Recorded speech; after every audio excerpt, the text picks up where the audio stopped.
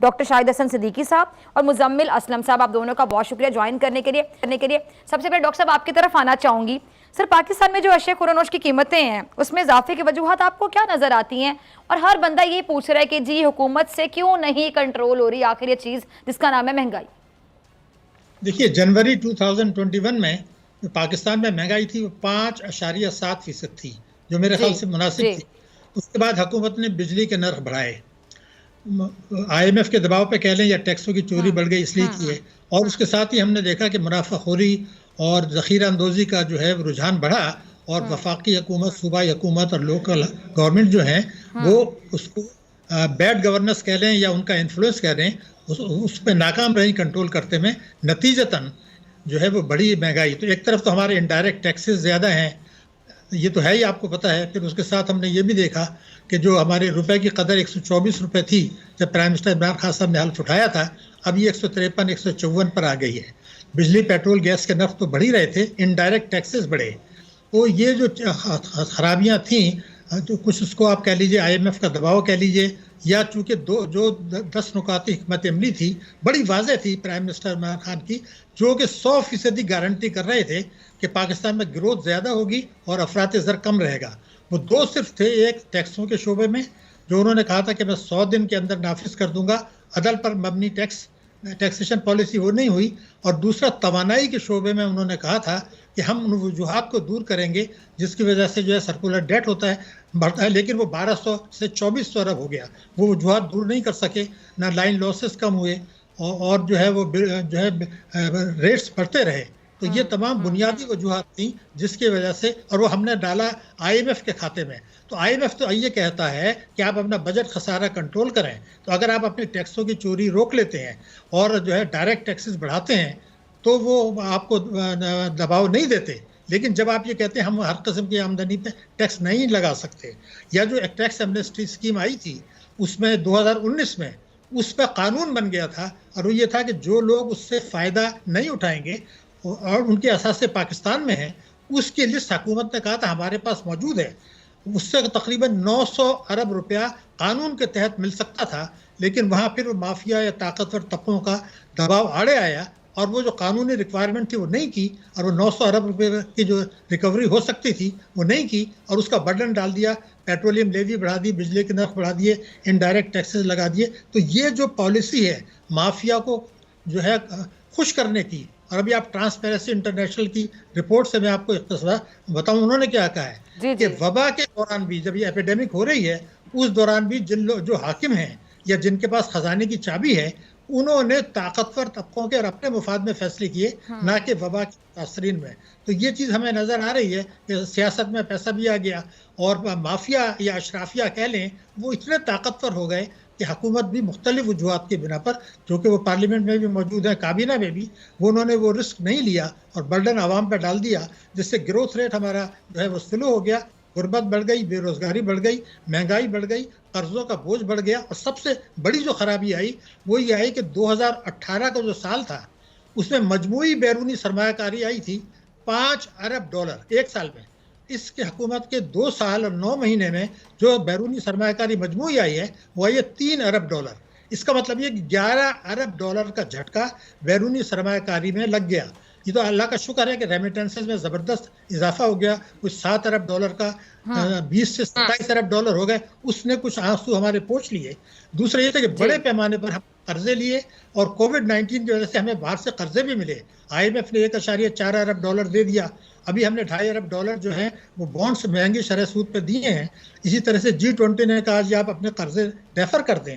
अभी भी शायद IMF कुछ लीनियंट व्यू दे रहा है कि जी आप जो बिजली के नर्ख बढ़ाने थे उसको डेफर कर दें, आहिस्ता आहिस्ता करें।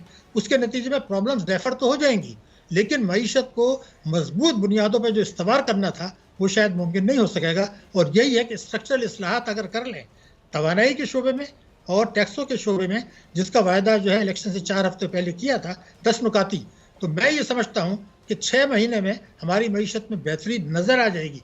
और इस वक्त जो माशी इस्तेहकाम नज़र आ रहा है वो मुख्तलिफ वजूहात की बिना पर है, जिसमें बरामदात में इजाफा शामिल नहीं है, इसमें इस्लाहात शामिल नहीं है, बल्कि रेमिटेंसेज में इजाफा और कर्ज़ों में इजाफा ये बुनियादी वजह है। और G20 ने हमारे कर्जे जो वापसी की मोहलत कर दी है, इस वजह से मईशत में आज हमें इस्तेहकाम नजर आ रहा है। ठीक है जी, मैं भी वापस, आपने वापसी बोला, मैं वापस आपकी तरफ आती हूँ। डॉक्टर साहब आपकी इजाज़त से मुजम्मिल साहब को शामिल गुफ्तगू करती हूँ। मुजम्मिल साहब, आपने डॉक्टर साहब को भी सुना। अब गरीब अवाम बाकायदा ये कहने पर आ गई है कि हुकूमत अमीर लोगों को तो रिलीफ दे रही है, लेकिन हमें कोई पूछने वाला नहीं है, गरीबों का कोई पुरसाने हाल नहीं है। ऐसा क्यों है मुजम्मिल?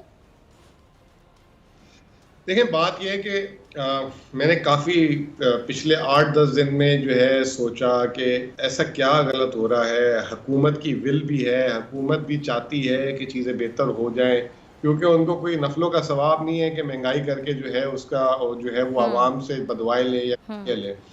तो मैं आपको बताऊं फिजा, एक बड़ी इंटरेस्टिंग बात, हमारे मुल्क में अभी तक हमें हिसाब किताब ही नहीं पता कि हम कितना खाते हैं, कितना बचाते हैं। अगर मिसाल के तौर पे मैं आपको, डॉक्टर साहब ने तो बहुत सारे अरबों डॉलरों की बात की, मैं ज़रा सी जो है ना एक आम अल्फाज में बात करूंगा। मैं आपसे ये कहूँ कि आपको अंदाज़ा ये ना हो कि आपकी आमदनी कितनी है। अभी तो आप तनख्वाहदार हैं, लेकिन अगर आप कोई कारोबार कोई छोटा मोटा करती हो या जो भी, आपको अंदाजा ये भी ना हो कि आपके खर्चे कितने हैं, तो आखिर में क्या होगा, बदतमीजी होगी, दिवालिया होगा, चीजें ऊपर नीचे ऐसे ही होगा ना। अब मैं आपको एक मिसाल देता हूँ कि अभी तक एज अ नेशन हमें यही नहीं पता कि हमें एक साल में एक जो सबसे बुनियादी चीज़ है, बाकी तो छोड़ ही देना, कि हम कितनी गंदम खाते हैं, हम एज अ पाकिस्तानी पूरा मुल्क, और हमारी पैदावार कितनी है। अच्छा, मैंने देखा कि हमारी पैदावार जो है ना हर साल 25 मिलियन टन के करीब आती है ना, ठीक। और 1 टन में जो है ना 1000 किलो होती है, तो आप 1 मिलियन 1000 का होता है, तो 25 मिलियन टन के आसपास हमारी जो है मतलब पैदावार होती है।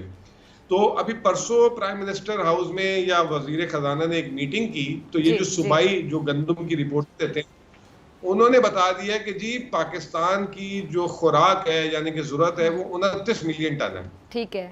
अब मुझे एक बात बताएं, जिस मुल्क में 25 मिलियन टन अभी से नहीं पिछले 10 सालों से लगभग 19-20 होकर पैदा हो रहा है और हम इंपोर्ट भी नहीं कर रहे थे, आपने एक साल में 29 मिलियन टन कैसे कर दी? सही। अच्छा, फिर दूसरा झगड़ा ये कि एक अखबार लिख रही है कि जी फसल कम आ गई है, एक लिख रही है कि तारीख के रिकॉर्ड टूट गए हैं। वजीर आजम हाउस कह रहा है कि मुझे पता नहीं है, जिन ये सूबों से इंफॉर्मेशन लेते हैं वो बेचारे जो है उल्टी सीधी खबरें दे देते हैं। जब आपके पास सामने आपकी तस्वीर ना हो, ये अभी मैं आपसे बात कर रहा हूं, अगर ये मेरी तस्वीर ना हो और सिर्फ आवाज आ रही हो तो समझ आएगी, कोई बात लोगों को नहीं आएगी ना। इसी तरीके से कैसे महंगाई कंट्रोल कर सकते हैं जब तक आपको ये ना पता हो कि आपकी जरूरत कितनी है और आप पैदा कितनी कर रहे हैं। यही चीज आप हर चीज में कर देना। हमें ये पता है हम गोश्त कितना हमारे मुल्क में पैदा होता है और कितना हम खाते हैं, ना हमें ये पता है कि दूध कितना पैदा होता है, कितना हम खाते हैं। उसकी वजह से ये जो मिडिल मैन है, ये जो आप अक्सर ये जो अभी डॉक्टर साहब ने बात की कि अमीर तबका और ये जो है उनकी फेवर में पॉलिसीज बन जाती हैं और वो पैसा बनाता है और गरीब जो है मारा जाता है। और क्योंकि वो अमीर पैसा बना ये टैक्स कम लगाती है, वो पैसा जो है फिर वो टैक्स की शक्ल में हर आदमी को देना पड़ता है। अभी जब कह रहे हैं वो कहते हैं पता ही नहीं है, तो मुझे साहब हुकूमत का काम है ना, उन पे जिम्मेदारी है, उनको तो पता होना चाहिए ना, ये फिर किसका काम है? यही तो कह रहा हूं। बिल्कुल, मैं ये हुकूमत का काम है। ये जो लाखों मतलब लोग नौकरी पे लगाए हुए ये क्या करते हैं? अब सिंध हुकूमत की मिसाल दे रहे हैं कि इन्होंने अभी कहा कि 20% अमला जो है काम करेगा, 80% घर पे फोन पे रहेगा, ये फोन से हाजिरी लगाएगा।